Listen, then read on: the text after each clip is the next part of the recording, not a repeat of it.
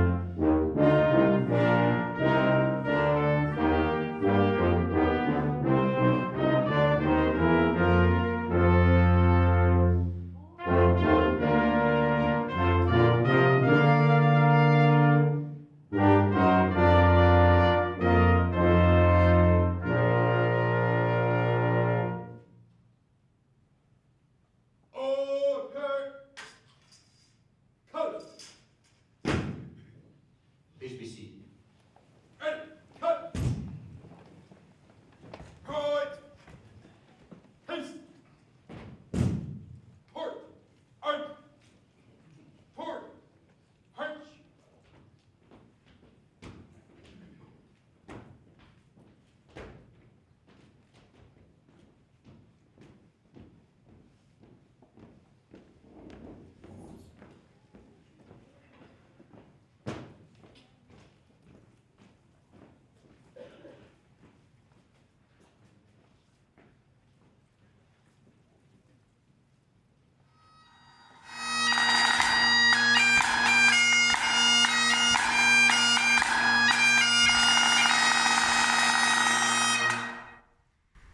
Hello, my name is Ross McCrindle. I'm the pipe major for the Virginia International Tattoo.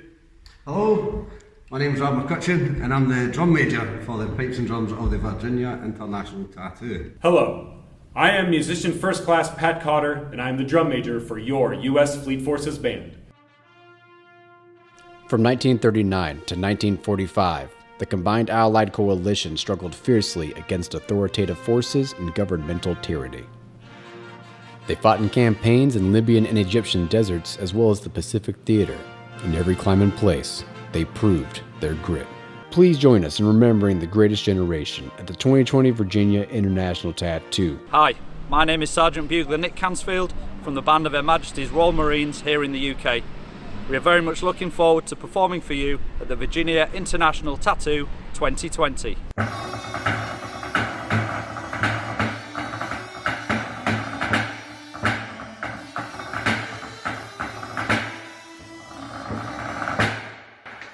Hi there, we are the Queensland Police Pipes and Drums over here in Australia. This is Dalton Marshall, the pipe major of the Spirit of 76 Pipe Band representing the United States of America.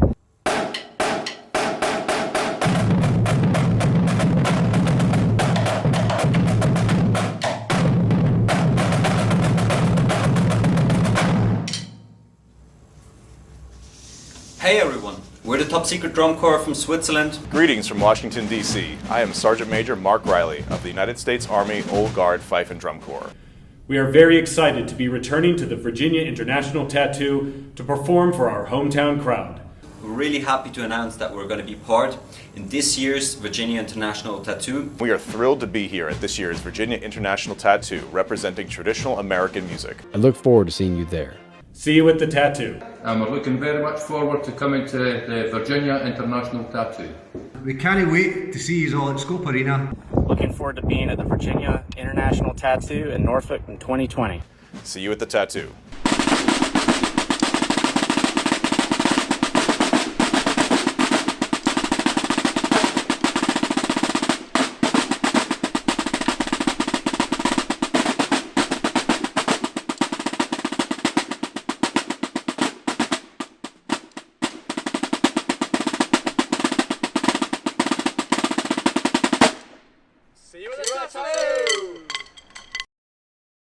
I'm from Michigan, USA. I'll be dancing with the no. Okay, I gotta redo that. It's not the tattoo dance company. Hi, no. Really? Really? Really? Good morning. Mr. Treisler, Mr. Cross, Barry Alexander, to our distinguished guests, our honored veterans, members of the Virginia Arts Festival Board of Directors, staff and volunteers, members of the Norfolk Nato Festival Board of Directors, members of the Tattoo Theme Committee, as well as sponsors and hotel partners of the Virginia Arts Festival and Virginia International Tattoo, distinguished members of the media and guests from Latvia, the United States Army, Navy, Air Force, and Marine Corps, as well as NATO's Allied Command Transformation. I'm Scott Jackson, producer-director of the Virginia International Tattoo. It's my great pleasure to welcome you here today, as well as the people you just saw in the video, and invite you to the tattoo itself this coming April 30 through May 2nd. Today we present in a very real sense the downbeat of the 2020 Virginia International Tattoo. I would also like to thank the Granby Navy JROTC and the United States Fleet Forces Brass Quintet for helping us with the presentation of colors in the end. Thank you.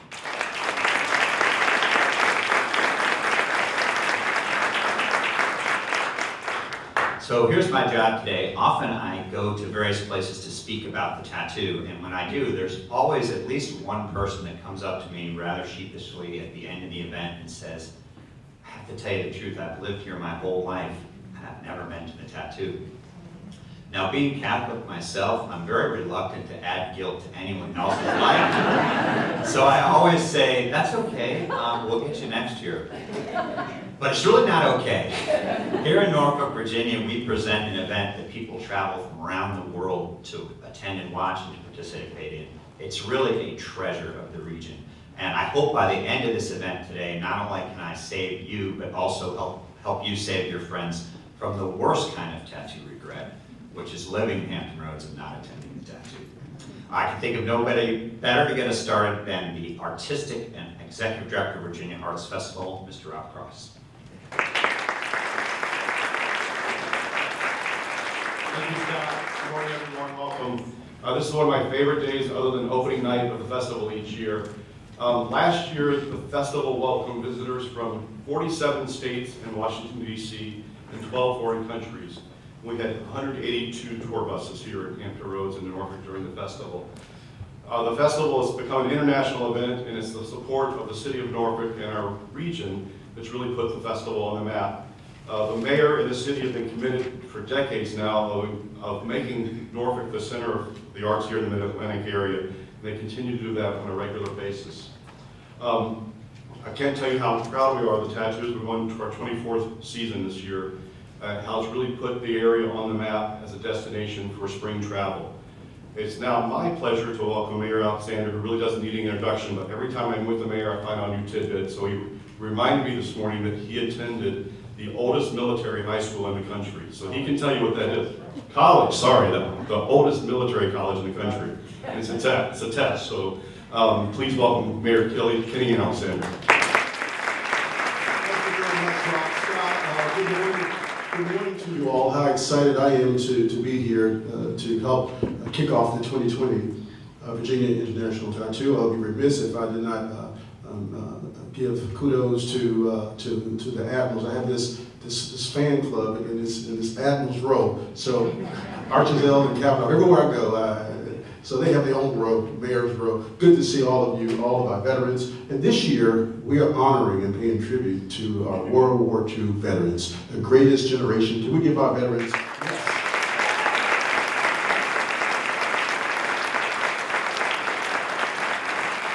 Thank you so much for being here, and thank you for your service.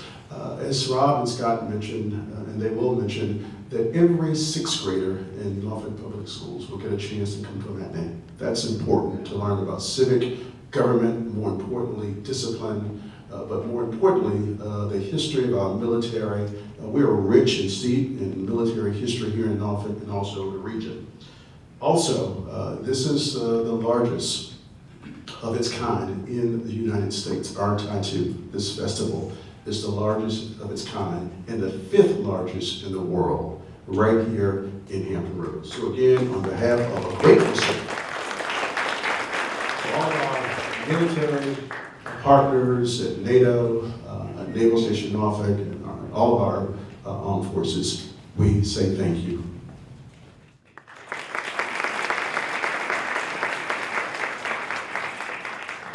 Alexander and Rob. So what can you expect at the Virginia International Tattoo this April 30 to May 3rd?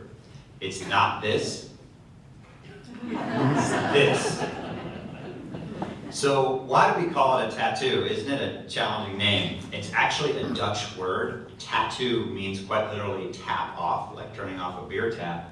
The history it is when the English or French were fighting each other, which was for centuries, there always seemed to be some soldiers in the Netherlands from one side or the other.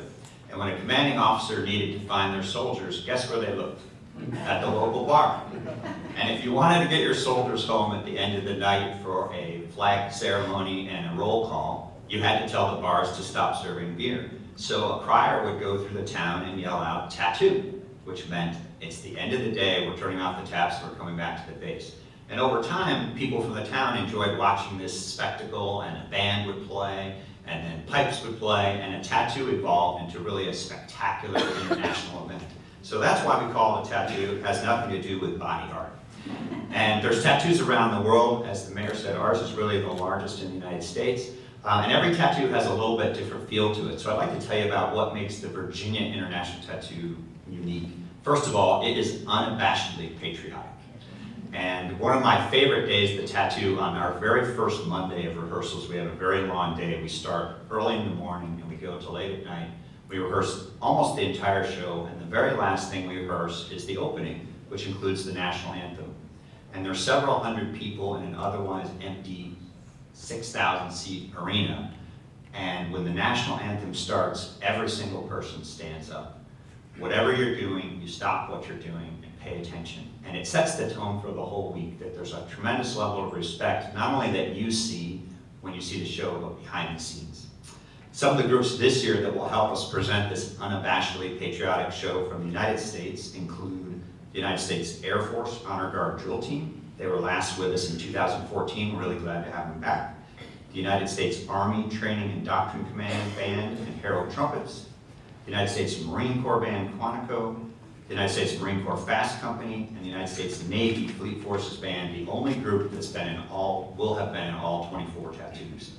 We also hope to add 1 or 2 more U.S. groups pending some final approvals, so pay attention to the website.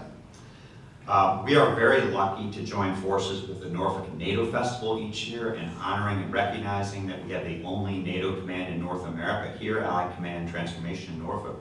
It's always a great pleasure to include our NATO allies. For us this year, for the very first time, we have from Latvia, the central band of the Latvian National Armed Forces. This is not only their first visit to the tattoo, but their very first visit to the United States. They are the premier band in Latvia. They were founded in 1991, the year that Latvia declared full independence. They play more than 300 performances a year, including major state ceremonies. They've actually played for several U.S. presidents. One of the things I've enjoyed in listening to some of the recordings, they have a very beautiful orchestral style. I think of them not as a military band, but a military orchestra. And they're going to share a program almost entirely of traditional Latvian music. I think you'll really enjoy that. Another guest this year from the United Kingdom, the band of Her Majesty Royal Marines Commando Training Center in Devon. This band was originally formed in 1767. And without question, the Royal Marine Band is one of the great military bands in the world. They actually had a very strong influence in how U.S. military bands formed, especially our Marine Corps bands. Not only are they highly skilled musicians, but their job within the UK is to also have a secondary role in combat. So they serve in hospital duty whenever they're deployed. So they are dual-hatted as both fine musicians, but also active duty members of the Royal Navy. Pipes and drums and dancers are always a big part of the tattoo. From Australia, for the very first time, we'll have the Queensland Police Pipes and Drums. From Canada, the 2nd Canadian Mechanized Brigade Group Pipes and Drums, and also the Royal Canadian Air Force Pipes and Drums. That includes 12th Wing Shearwater and 14th Wing Greenwood. The United States of America, the Appalachian Piping Academy Pipes and Drums. And a very interesting group, the Spirit of 76 Pipe Band. They formed especially to be in the tattoo this year. It'll be 30 pipers and drummers from 13 states, and they actually be wearing the USA bicentennial tartan in the show. And speaking of tartans, our own Tidewater Pipes and Drums will be back at the tattoo, but for the very first time, they'll be wearing the Virginia International Tattoo Hickson tartan. I'm very happy to say that we forged a stronger partnership this year and moving forward with Tidewater. We believe we can help them grow into one of the most important regional pipe and drum groups in the country, and they can also help us be one of the great centers of piping and drums in the tattoo world. And finally, the Tattoo Dance Company is a brand new feature of this year's show. For many years, we've had dance groups from around the world come and join us, but we really wanted to feature dancers from North America this year. So we formed our own tattoo dance company. So dancers from all over the United States and Canada auditioned via YouTube. 32 dancers were selected. They're from 10 states and 2 Canadian provinces. And for the very first time, we'll present our own tattoo dance company. I've got a little video from a few of the dancers that you can see. Hi, my name is Emily Carter. I'm a Highland dancer from Cincinnati, Ohio, USA, and I'm part of the tattoo dance team. I'm Alexandra McPhail, and I'm from Maple Ridge, British Columbia, Canada. I was so excited when I found out I was going to be joining the tattoo dance company at this year's Virginia International Tattoo. Hi, I'm Cameron Goldie, and I'm from Michigan, USA. I'll be dancing in the Virginia International Tattoo with the dance company. Hi, I'm Megan Green, and I am a premier level dancer with the Pocono Highland Dance Academy in Stroudsburg, Pennsylvania. I live in the United States, and I am participating in this year's tattoo as a Highland dancer. Hi, I'm Olivia Kyle from Newmarket, Ontario, Canada, and I'm a Highland dancer with the Tattoo Dance Company. I've never been to Virginia before, so I'm really excited to have the opportunity to travel and perform somewhere brand new. This is my 3rd tattoo, and I'm so excited to be a part of such an amazing team. The Virginia International Tattoo is extra special to me because while it will be my 7th tattoo overall, it will be my first international tattoo I'm dancing in my own country. I am super excited to be a member this year because it's always been a dream of mine. I can't wait to see you at the tattoo. I can't wait to see everybody there. See you at the tattoo. I can't wait to get things started. See you at the tattoo. See you at the tattoo. I hope to see you at the tattoo. I would add that Aileen Robertson, who's a premier Highland dance instructor from Scotland, she actually does the tattoo dancing for the Edinburgh Military Tattoo, will be coordinating this project for us. She's brought her dancers several times, and we're really glad to have her lead this. She is a great Highland dance choreographer. I always think family entertainment is important at the tattoo. I'll tell you, this April, May, my parents will be traveling and actually looking forward to it, and my children will be traveling and actually looking forward to going to the tattoo. That means 3 generations of Jacksons in one place and no one's complaining. That only happens twice a year, which is Christmas and the tattoo, so that's pretty good company. But to keep the peace, I always want to make sure there's aspects of the show that everyone's going to enjoy. Some things that I know my kids will enjoy and other kids will enjoy. We have an annual obstacle race performed by the Marine Corps Fast Company. It's always a very exciting moment in the show. I'm also very glad that we're featuring children in the show this year. The Virginia Children's Chorus will be performing, who is a fantastic group. We have them about every other year. And finally, Switzerland's unparalleled top secret drum corps. It's the most watched drum corps in the world. More than 1 billion people have seen them. They'll be one of the real highlights of the show for everybody. And speaking of children, the mayor mentioned we really have a commitment to students at the tattoo. So of the 7 performances we'll present, 4 will be public performances, but 3 will be student matinees. So that means more than 18,000 students, 6,000 at a time, will come see this show live in person and connect to the history and take what they're learning in school, but actually connect it to a person and a place and a sound. So we're very happy about that. And not only that, we have about 7,000 students have a group come into their school. So around 25,000 students will be impacted by the tattoo. Also, I mentioned we have the children's chorus singing, but also from Virginia Beach. The Virginia Beach Public Schools is putting together an all-city chorus of around 200 voices. They'll be featured singing in the tattoo. Our dress rehearsal on Tuesday night is something that's special to me. We call it Special Audience Night. My wife is here. She's helped make it happen. We have 3 children. One of them has special needs. And Karen used to bring our daughter to the dress rehearsal because for her to be at a 6,000 person show is not a positive experience. So she had a great time, and Karen said we should make this available to other people. So on the dress rehearsal night, around 1,000 people will come. They're all welcome for free. Anyone in the area with special needs and their family or guardian can come see the show in a very relaxed environment. It's something I love to see happen, so we do that every year. Some of the other things that are going on at the same time, I mentioned the Norfolk Nato Festival. We have an incredible lineup for the Nato Festival. The Nato Festival is also connecting to the 75 years, but they're looking at it from a standpoint of friendship. When you think that former adversaries are now allies and friends, looking at 75 years of friendship, we'll have a number of free, open to the public events. There's the annual flag raising, there's the International Parade, the International Village at Town Point Park, and we'll actually be presenting our second rugby match at ODU.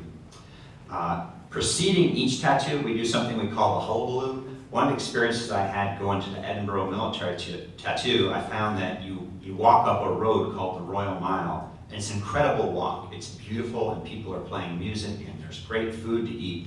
By the time you sit in your seat at the Edinburgh tattoo, you've already had a good time. So I want to see, could we replicate that? So the hullabaloo is free, it's open to the public. There's music and dancing, there's things you can eat and drink, and vendors provide Celtic merchandise to buy. That's become a real highlight of the tattoo experience. And also, as Rob mentioned, people come from all over the country. If you've come from Texas for the tattoo, 2 hours isn't enough. You want to expand that experience. So our out-of-town groups really love the hullabaloo. A couple of things that happen connected to that is our Drumline Battle. We've started that a few years ago in cooperation with DCI, which is Drum Corps International. For the last 3 years, their best performing event in the world has been the Drumline Battle here at the Tattoo. It's remarkable seeing the different groups going at it. This year, the highlight is going to be the top secret drum corps squaring off with the Royal Marine Corps of Drums, a battle on the battleship Wisconsin, which we did last year. It was really a stunning event. We also present one of the most significant pipe band competitions in North America, the Tattoo Pipe Band Championship. They'll be back for the 5th year. That takes place on Saturday. We expect 12 bands in some of the top grades, grades 2 and 3, from both the United States and around the world. We have an amazing collection of international judges there. The award ceremony is really fun. Traditionally, all the bands will form up together and play Amazing Grace on the Plaza Scope. That's a free outdoor event. It's quite a spectacle. We are also partnering with Brute Strength Gym to do a Highland Heavy competition. We've normally done that on Sunday. We're going to move it to Saturday this year to get some more competitors. I see a number of people in the room that look fit enough to compete, so please just give me your name and we'll recruit you. One of my favorite things about that event is the men's lightweight division is for men under 221 pounds. So it's the only lightweight division I can personally compete in any event in the world. That's a lot of information for you, so I'd like to take a moment and have a special treat for some more music from the Fleet Forces Brass Quartet.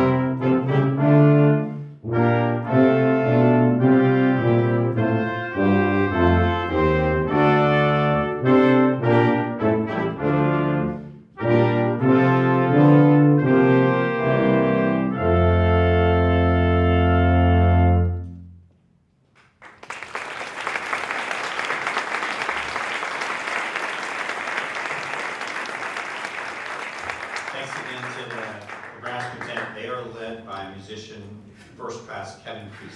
Thank you, Kevin.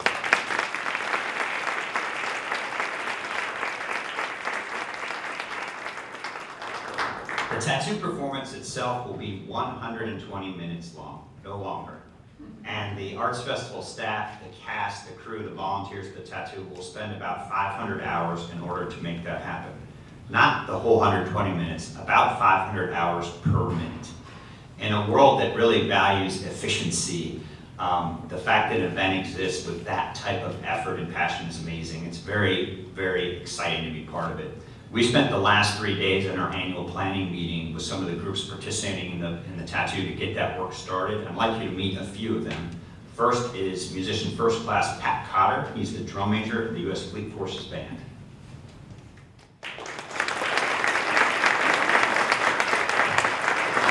Good morning, everyone. It's my pleasure to be here for the U.S. Fleet Forces Band, and it's our great honor to return once again to the Virginia International Tattoo. This year, we are going to tell the story of U.S. Navy Unit Band 22, the ship's band from the battleship USS Arizona.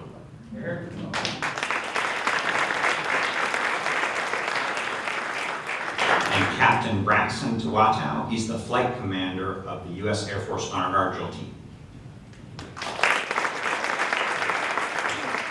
Good morning, everyone. From the drill team, we're also pretty excited to be here. When the tattoo rolls around this May, we'll have a brand new sequence that we're developing this February. This will be the first tattoo that we'll be able to showcase it, so we're excited for that.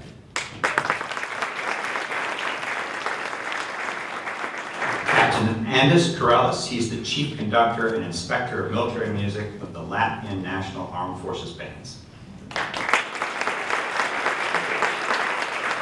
Good morning, Norfolk. Actually, we are very honored to be in this festival, this very important festival this year. And actually, it's first time when our central band will take part in a military festival in the United States.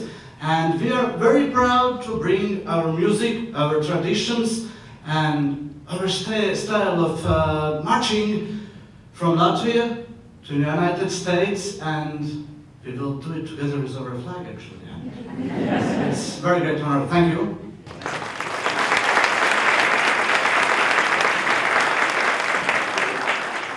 Sergeant Major Tarina Anderson from the Tradoc Army Band.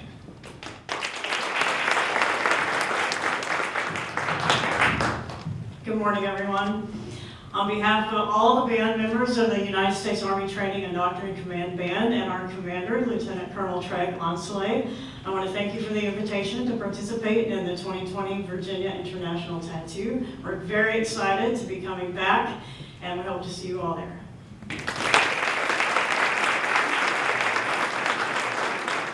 And finally, Warrant Officer Randall Metzinger, Director of the United States Marine Corps Quantico Band.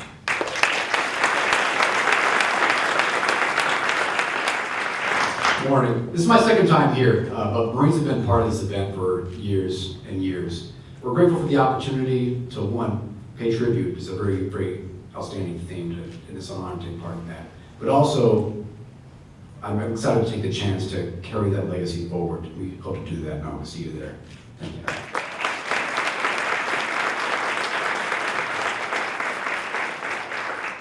So what a pleasure to work with these professionals on the tattoo, and we're so glad you're here and looking forward to seeing you soon when we put the show together. As has been mentioned, 2020 is really an important year in the United States and around the world as we commemorate 75 years from the end of World War II, and the tattoo itself will be a salute to the greatest generation. We're happy to be partnering with a number of important organizations on the theme of the year, one of which is the Virginia War Memorial. I'd like to introduce Jim Treisler, who's the Director of Education from the Virginia War Memorial.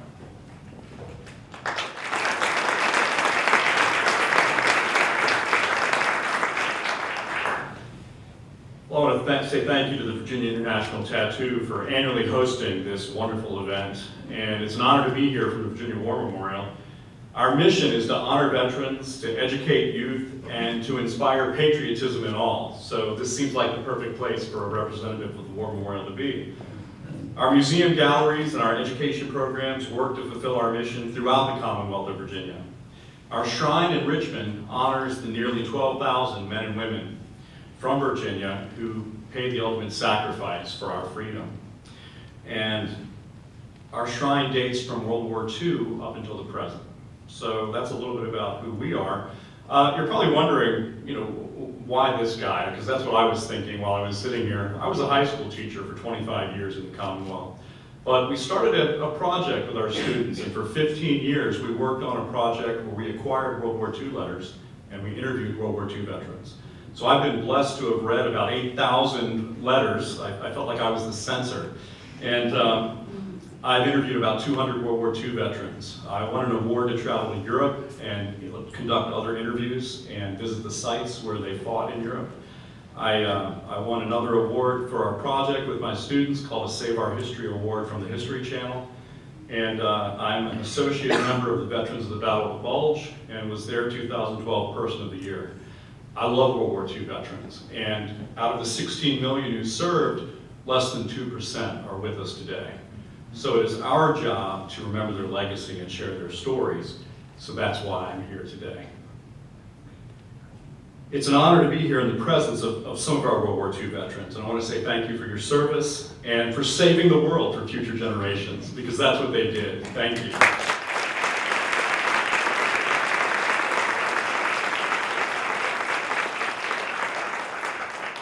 Now, as you can tell by someone who conducts interviews and has read many letters, I'm fascinated by their stories. So I'm going to share a few history tidbits and some stories with you for a few moments. By the summer of 1941, Japan had annexed Korea, invaded Manchuria, and war raged in China. Germany had united with Austria, taken control of Czechoslovakia, and overrun Poland, the Netherlands, Belgium, Luxembourg, and France. German armies in the east had advanced to the outskirts of Moscow in the Soviet Union. German and Italian armies seized control of much of the land surrounding the Mediterranean Sea, including North Africa.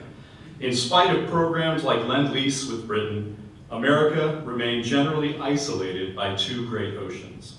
In November of 1941, Virginia Senator Harry F. Byrd published an article in the Reader's Digest telling Americans that the country was not prepared for war. But 4 weeks later, the Japanese attacked Pearl Harbor. President Roosevelt's speech of December 8, 1941, revealed the extent of Japan's reach. The attack on the Hawaiian Islands has caused severe damage to American naval and military forces.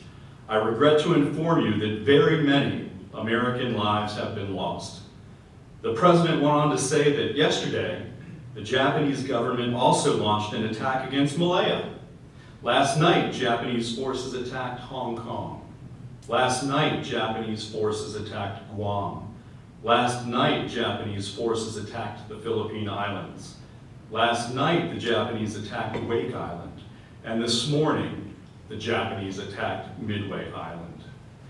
Much of the world had been overrun by our enemies. Our Pacific fleet had been severely damaged. At that moment, it would have been easy for Americans to look at the map and say, winning seems impossible. The challenges were immense, but Virginians in all of America rose to the challenge. Again, I'm fascinated by the stories of those who lived through this trying time in our history. A Virginian, Sid Wells, was already in the United States Army at the time of the attack on Pearl Harbor. And after listening to President Roosevelt's speech asking for a declaration of war, Wells sat down and wrote a letter to his fiancée, Anne. I still want to marry you even more now than I ever have before, but I can't marry you now, darling. It won't be fair to you if I do. I love you, Anne, and I always shall as long as I live. But there's no use fooling ourselves. We're at war, and I might not come back. Darling, I saw something today that I will remember as long as I live. There were about 30 or 40 of us sitting around and listening to the president's speech. When it was over, they played the Star-Spangled Banner. You should have seen that room. As a single man, we all rose to our feet and stood at attention. Every back was still and every chin was firm. Not a word was spoken. And in some eyes, there were tears of emotion. If you or anyone else could have seen those faces, you'd never worry about the outcome of this war. There is a grim determination, the likes of which I have never seen in every face.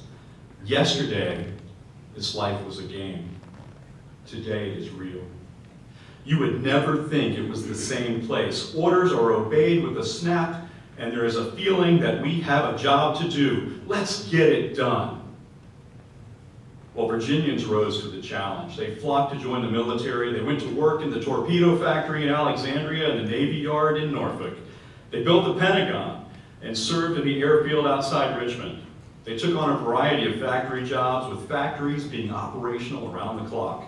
They planted victory gardens, endured rationing and shortages. They purchased war bonds. They participated in rubber and scrap metal drives. They rehearsed for blackouts. They endured censorship. They endured a national speed limit of 35 miles an hour. And they placed service stars in their windows. The American home front produced enough war material to supply our soldiers and our British and Soviet allies. They sent V-mails and wrote millions of letters. Mrs. Sophia Socha wrote to her husband Stanley, "I can't believe it took a war for me to realize how much I love you. There must be millions like us, dear." And she was right. There were millions.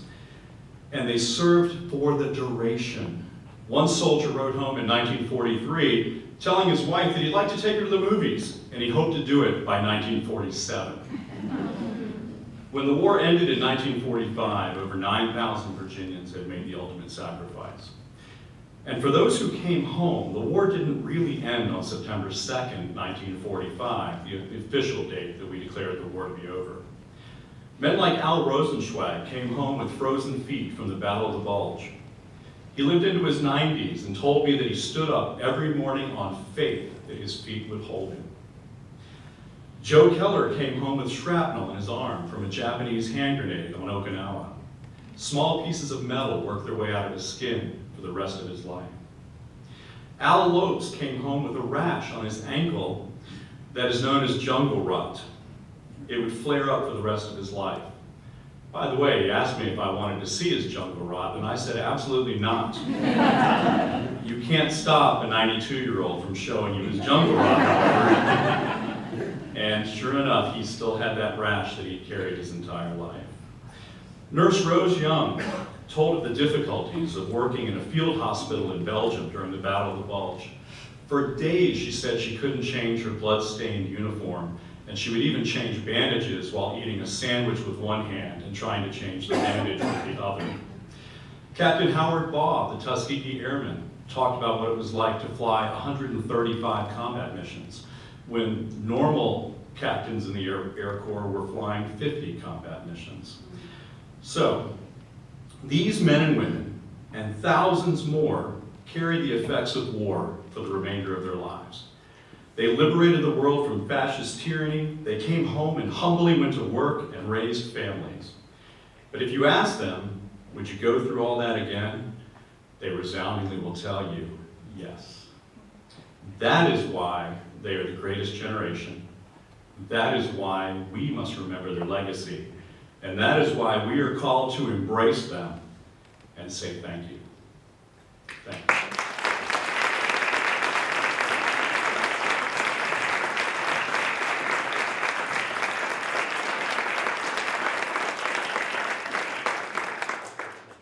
Thank you, Jim. I often take a moment to explain at this point why the tattoo is recognizing a certain event or a certain theme, but I don't think anyone wonders why we would dedicate the 2020 tattoo to the greatest generation.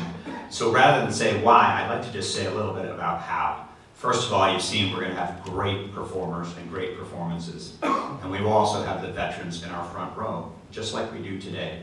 I'd like to introduce Sam Evans, who was in the United States Coast Guard, World War II veteran. Sam, he's with Terry Denton.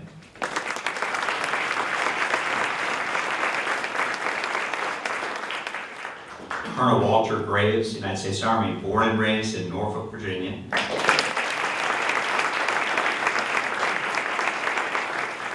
And he's here with his wife, Louise. And finally, Harry Quinton, one of the original members of the Tuskegee Airmen.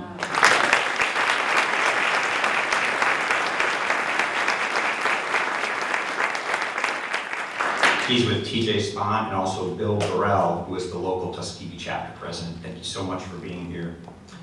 So we'll have great performers, we'll have veterans with us, we'll also have great partners. We heard from Jim, we'll also be partnering with the United States of America's 75th anniversary of World War II commemoration, the State of Virginia World War II Commission, the Virginia War Memorial, the MacArthur Memorial, the National D-Day Memorial, the Battle of the Bulge, Bugle Association, Old Dominion Honor Flight, Central and Southwest Virginia Honor Flight, and many, many more.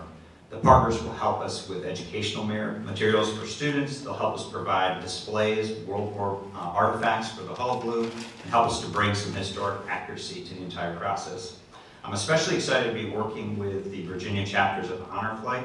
And I'd like to recognize Matthew Hartman, who's the mission director of Old Dominion Honor Flight. Matt, thank you for being here.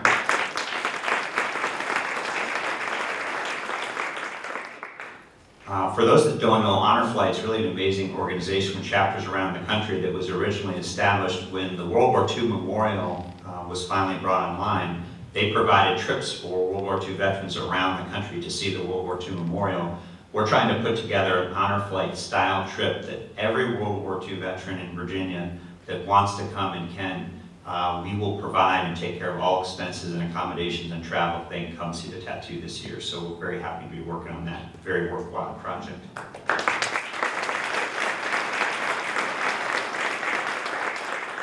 We'll also be celebrating this with families. We've gotten several really beautiful letters and phone calls from people around the country that want to bring their dad or grandfather that served in World War II and wanted to know, can we make accommodations for them? Are there ways we can get them seating because they might have some mobility issues? Is there a way we can recognize them? The answers to all those questions are absolutely yes. Also, I'd like to encourage everyone in the community that has a World War II veteran as part of their family, living or deceased. Please send us a picture. We're going to do a photo montage and try to bring all of the veterans into the arena with us. You can go to our website, vatattoo.org, and upload a photo, and we hope to have many, many of those at the show. We always include music in the tattoo, and of course, music from the World War II era is amazing. Did you know that the fanfare for the Common Man was written in 1942 by Aaron Copland to help raise spirits in the country for the war? One of the great fanfares we've ever heard. There's incredible popular music from the Andrews Sisters, Duke Ellington, Cab Calloway, and more. There's great movie and television music. I love the documentary Victory at Sea. The very first notes of the show will be that heroic theme from Victory at Sea. We'll include the great march from the movie Patton, a whistle version of Colonel Bogey from the movie Bridge Over River Kwai, and the exquisite Requiem for a Soldier from the miniseries Band of Brothers. We'll end with buglers from the United States Marine Corps and the Royal Marines playing a back and forth echo version of both taps and last post. Incredible music in the show. And finally, you heard some stories from Jim. We love telling stories at the tattoo. He talked about Pearl Harbor. What you probably don't know, Rob's wife Debbie's dad was at Pearl Harbor. He was serving the Navy. He survived, and Debbie has a telegram he sent to, a very short telegram to her mom, his wife, that said, "I'm okay, don't come." And Pat alluded to this, that December 8th was originally a really important date. At that time, swing music was very, very popular, and every battleship in the Navy had its own big band. And they had a battle of the battleship big bands scheduled for December 8th. And one of the favorites to win it was the band from the USS Arizona.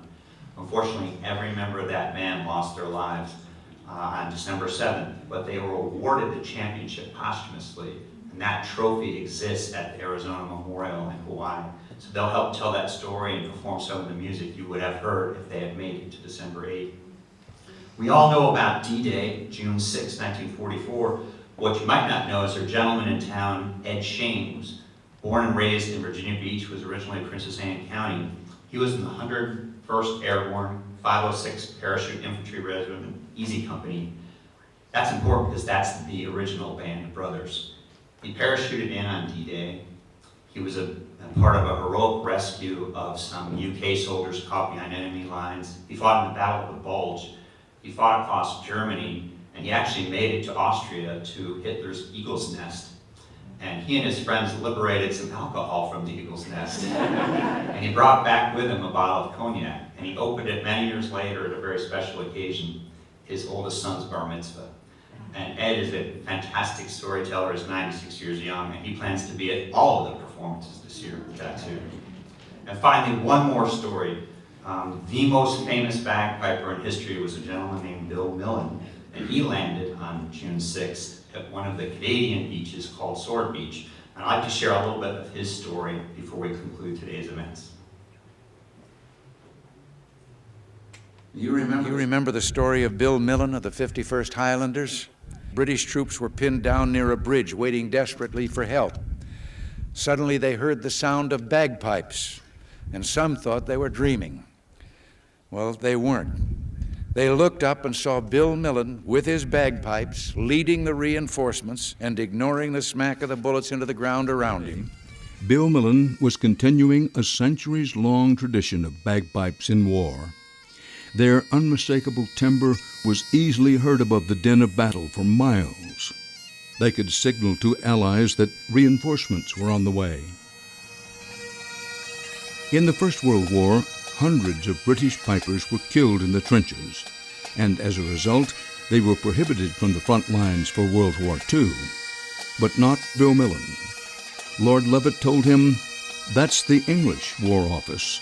You and I are both Scottish, and that doesn't apply." Lord Lovat had formed what he called the 1st Commander Brigade to spearhead the landings here in Normandy. And he said, "Millen, you have volunteered to be my piper, and 2 Scotsmen will lead the spearhead and the landings in Normandy at the head of over 300,000 men. I, a Scotsman, and you, the Scottish piper." I said, "Thank you very much, sir." Just after 7:30, the ramps went down, and Lovat jumped into the water. I followed behind him, and when the water was at my waist high, I started to play Highland Laddie. And when he heard the pipes, he turned round and smiled.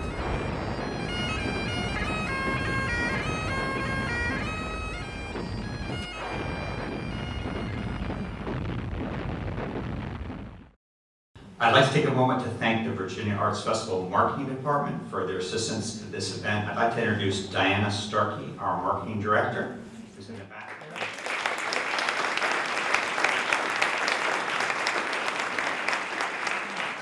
And also Ali Pereira, our Public Relations Director, and she is available. Anybody from the media with questions, please see Ali first. Tattoos around the world often conclude with the sound of the lone piper, and here to help us conclude this event is a longtime friend of the tattoo and a member of our own Tidewater Pipes and Drums, Mr. Chris Piercy. He's going to play the same tune that Bill Millen did on Sword Beach those many years ago, Highland Laddie.